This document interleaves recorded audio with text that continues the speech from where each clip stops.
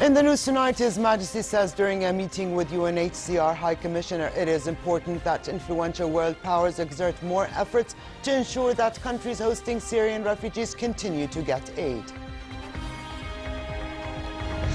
President of the Iraqi Kurdistan region tells U.S. Defense Secretary Ash Carter while on a visit to Erbil that Kurdish fighters have succeeded in liberating the town of Bashiqa near Mosul from Daesh. And Hezbollah leader says his members of parliament would vote for ally Michel Aoun in a parliamentary session at the end of the month after a similar endorsement on Thursday from Saad al-Hariri.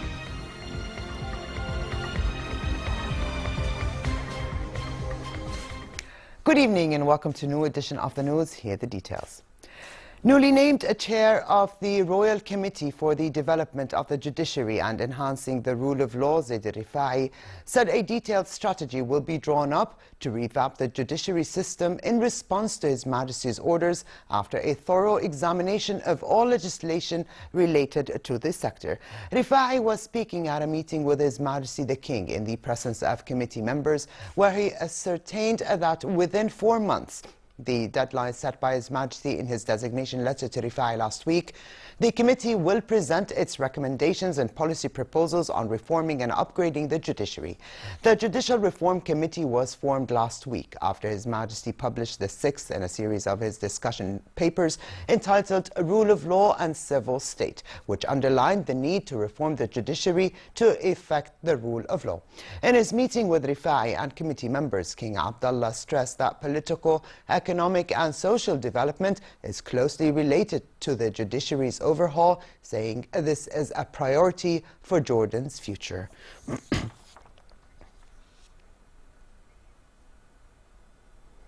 Separately, His Majesty the King said it is important that influential world powers exert more efforts to ensure that aid continues to be channeled to countries hosting Syrian refugees, foremost to Jordan, where Syrian refugees account for 20% of the population.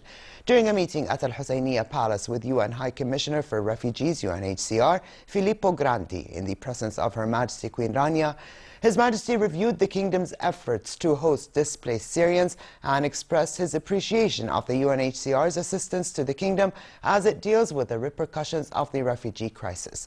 His Majesty urged further cooperation with the UNHCR to alleviate the suffering of Syrians in Jordan and the hardships borne by host communities. Grandi's visit to Jordan is part of a regional tour. Prime Minister Hani al-Mulki also met with the UNHCR High Commissioner and also urged the UN organization to pressure the international community to shoulder its responsibility and help Jordan address the Syrian refugee crisis. Mulki said Jordan can no longer deal with the increasing pressures on its infrastructure and on vital sectors as a result of the influx of refugees. As for the Jordanian northern and northeastern borders, Mulki said they remain closed military zones for security reasons, adding that the kingdom's security tops all other considerations. And in a separate meeting, Minister of Foreign and Expatriate Affairs Nasser Jouda discussed with Grandi latest developments on the Syria front, reiterating the need for a coordination of humanitarian efforts between Jordan and UNHCR. Jesper Broden, Managing Director at IKEA of Sweden and Range and Supply Manager at the IKEA Group, was received by Their Majesties King Abdullah and Queen Rania at Al-Husseiniya Palace, where they discussed the group's current and future investments in Jordan. Broden said Jordan's economy offers competitive benefits and lucrative investment environment, making the kingdom a magnet for global companies. His Majesty welcomed plans by the Global Furniture, Appliances and Home Accessories Group to launch additional ventures in Jordan in areas of handicrafts, especially the manual and automatic manufacture of carpets, as part of a scheme to support local communities hosting Syrian refugees. Aside from new investments that will create substantial work opportunities to Jordanians and Syrians, IKEA plans to support startups and empower entrepreneurs and ensure the sustainability of their ventures. Jordan and the United States inked 4 grant agreements worth $787 million as part of the U.S. 2016 economic aid program to the kingdom. Signing the agreements were Minister of Planning and International Cooperation Imad Fakhoury and Director of the United States Agency for International Development, USAID, Jim Barnhart. In attendance were the Prime Minister as well as the U.S. Ambassador to Jordan. Fakhoury said a further $25 million will be provided under a concessional financing mechanism launched last year by the United Nations, World Bank and the Islamic Development Bank in order to reduce the cost of borrowing of middle-income countries such as Jordan. The minister noted that the funds will go to the Red Sea, Dead Sea water conveyance project as well as developmental projects in various sectors. U.S. Ambassador to Jordan Alice Wells spoke to JTV after the signing of the agreements. Last couple of years has shown is as Jordan faces these extraordinary challenges, we've also seen the extraordinary nature of the U.S.-Jordanian partnership. The United States believes in the vision of King Abdullah, believes in his vision of a moderate and modernizing country, and we want to see Jordan succeed. And we appreciate the shocks that Jordan has experienced, whether it's been the Syrian refugees, the closure of trade routes, the loss of tourism revenue and remittances. And so through our support, which includes a historic $470 million direct grant for budget support, we're assisting the government in addressing the resilience of the host communities that are dealing with the refugee crisis, but also building Jordan's infrastructure so that Jordan's achievement of upper middle income status is not threatened by its hospitality and by the fact that Jordan has taken its international humanitarian commitments so seriously. Al-Aman Fund, set up by Her Majesty Queen Rania in 2006, aims to equip orphaned youth with education and skills that enable them to become self-reliant, productive members of society. The fund also provides academic and psychological counseling programs to orphaned graduates to prepare them for future employment. Her Majesty chaired the annual Board of Trustees meeting of Al-Aman Fund, where she praised a 40% rise in donations to the fund as testimony of donors' confidence and a proof of the fund's noble cause. Queen Rania said it is important to carry out impact assessment studies to measure the impact of the fund's services to decide which to cut back or expand, adding that the fund's success should be measured by the number of jobs it provides to orphaned graduates. According to Al-Aman chairman of the board, Layth Al-Qasim, to date the fund has helped 2,878 beneficiaries from across the governorates, of whom over 1,600 have graduated from universities, colleges or vocational training programs. To regional news and over to Iraq, where the combined force of Iraqi troops and Kurdish militia continue their battle for Mosul after liberating Bartala from Daesh, as Iraqi forces supported by US-led coalition airstrikes continue to advance on the city. Security forces are reported to be about a few kilometers away from the city. The major offensive launched by Iraqi forces and Kurdish Peshmerga started on Monday in order to retake Mosul, the country's second largest city, from Daesh. In Bartala, meanwhile, soldiers began the task of clearing unexploded ordnance left behind by the terrorist group, saying, however, that snipers and suicide bombers remain a threat. Meanwhile, President of the Iraqi Kurdistan region told U.S. Defense Secretary Ash Carter while on a visit to Erbil that Kurdish fighters have succeeded in liberating the town of Bashiqa near Mosul. Carter stopped in Erbil after talks in Baghdad yesterday.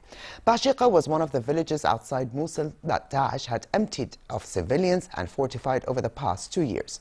The capture of Bashiqa would mark the removal of one more obstacle on the road to Mosul.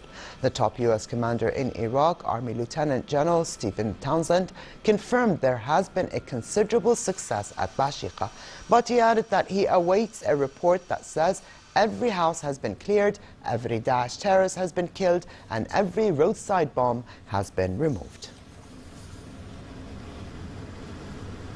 Elsewhere in Iraq, residents of the northern city of Kirkuk were back in the streets after a curfew was lifted today following an attack by Daesh. Kurdish counter-terrorism forces fought the terrorists and repelled an attempt by the group to retake the city. Here's more. Kurdish counter-terrorism forces have Islamic State in their sights. A day after IS militants attacked Kirkuk, the Kurds recaptured the city and then launched an attack here south of Kirkuk. Gunfire echoed for hours Saturday as the units pursued the militants through the districts of Mualmin and Wahid Huzaran. Back in Kirkuk on Sunday, residents ventured outside after a curfew was lifted. On dozens of streets, they found evidence of a hard-fought battle. They damaged some areas. God willing, such an assault will never take place again, with the support and alertness of Peshmerga and other security forces. The attack on Kirkuk killed 18 security members and workers at a power station. Kurdish security officials say they killed 35 to 45 militants and hope they'll now keep control of the city for good. To Syria, and the battle for control of the northern Syrian city of Aleppo intensified with airstrikes, ground offensive and shelling since the morning after a Russian ceasefire ended late yesterday. Fierce fighting was reported between insurgents and Syrian government and allied forces along a strategic front line in southwest Aleppo. The Syrian Observatory for Human Rights said there was heavy rebel shelling onto the government-controlled Hamdaniya district, part of this battlefront. Syrian or Russian airstrikes hit a number of rebel-held areas just west of Aleppo city from dawn, and air raids also hit north of Aleppo and deeper into West Aleppo countryside. Russia had declared a unilateral ceasefire from Thursday, which was rejected by rebels and lasted 3 days, but did not result in hoped-for medical evacuations from the city or aid deliveries. Hezbollah leader Hassan Nasrallah said the door to electing a president for Lebanon was wide open, and his members of parliament would vote for ally Michel Aoun at a parliamentary session at the end of the month. Lebanon has been without a president for more than 2 years, part of a political crisis that has resulted in a breakdown in some basic services and concerns about the country's stability. 2 days ago, former Prime Minister Saad al-Hariri said he would back Aoun to be president, stressing that his endorsement was a political settlement for the benefit of the whole country. Parliament will convene on the 31st for a session to elect the president, who must be a Maronite Christian. It will be the 46th such sitting since the term of last president, Michel Sleiman, expired in 2014. Each of the previous sittings failed to gain the 2/3 quorum needed for a vote. Saudi Arabia is looking to Russia to boost non-OPEC cooperation. The Saudi energy minister said he has invited his Russian counterpart to meet Gulf Arab energy ministers in Riyadh as part of efforts to cooperate with non-OPEC members to stabilize the oil market. Speaking at the opening session of the 6-member Gulf Cooperation Council, Khalid al-Faleh said his Russian counterpart, Alexander Novak, welcomed the invitation, a clear indication of sincere desire to continue coordination with the oil-producing and exporting countries. Novak had said that he would take some proposals to the meeting in Riyadh. Last month in Algiers, OPEC agreed modest oil output cuts, but the goal is to cut production to a range of 32.5 to 33 million barrels a day. Russia is one of the world's biggest oil producers and is one of the influential parties in the stability of the oil market. The visit of His Excellency Russian Oil Minister today to the Kingdom is favorable and gives us the opportunity to review market developments and scenarios of work to restore stability to the oil markets through cooperation between the OPEC countries and the countries from outside OPEC, especially the Russian Federation. The European Union task force Med vessel Enterprise arrived in Sicily's Catania, carrying 625 migrants rescued from boats in the Mediterranean. Aboard the vessel were also the bodies of 3 migrants recovered during the rescue operations. The migrants were rescued from 20 rubber boats, 1 larger vessel and 3 smaller boats. According to the Italian Coast Guard, most of them were from sub-Saharan Africa and had set off from Libya. In a statement, the Italian Coast Guard said around 2,400 migrants have been rescued in 20 operations yesterday. In total, 14 bodies were recovered over the past 2 days.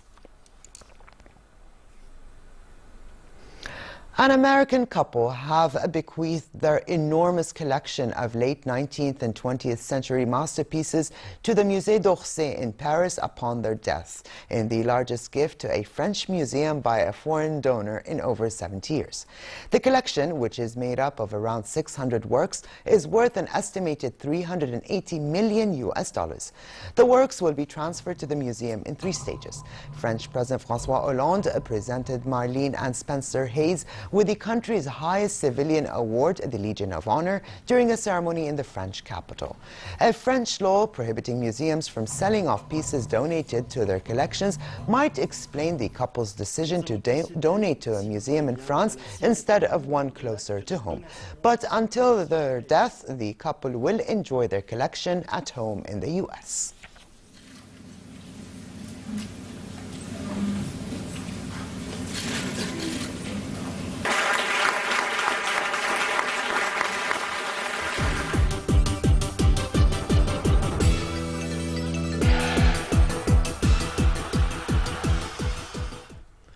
Cal Crutchlow comfortably held off Valentino Rossi over 18 laps at Phillip Island to claim his second career MotoGP victory and become the first British winner of the Australian Grand Prix. The 30-year-old, whose victory at Brno in August was the first in the premier class of Grand Prix racing for a British rider in 35 years, took full advantage after world champion Marc Marquez crashed out while leading the race. The LCR Honda rider held his nerve and crossed the line in 40 minutes and 48 seconds.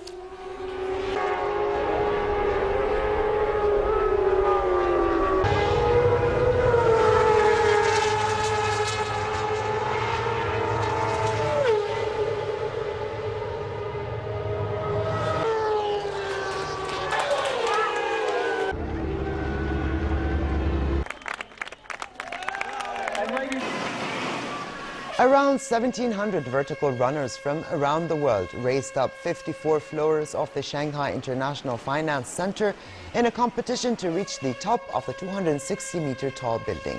Along with several hundred amateur runners, a group of professional stair runners took part in the race, yielding a close finish in the men's competition, with Mark Bourne from Australia narrowly coming first and Susie Welsham taking first for the women's group.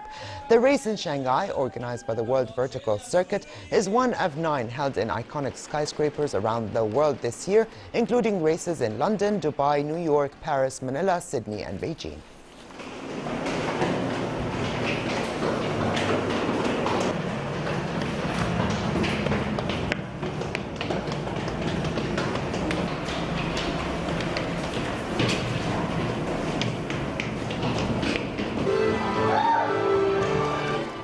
And finally, it remains relatively cold across the hilly areas for the rest of tonight and moderate in other regions with northwesterly light winds.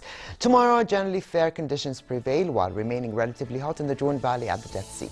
The Gulf of Aqaba should continue to expect relatively hot conditions with northerly moderate winds and slightly high seas. Here now is a look at temperatures forecast for tonight and tomorrow.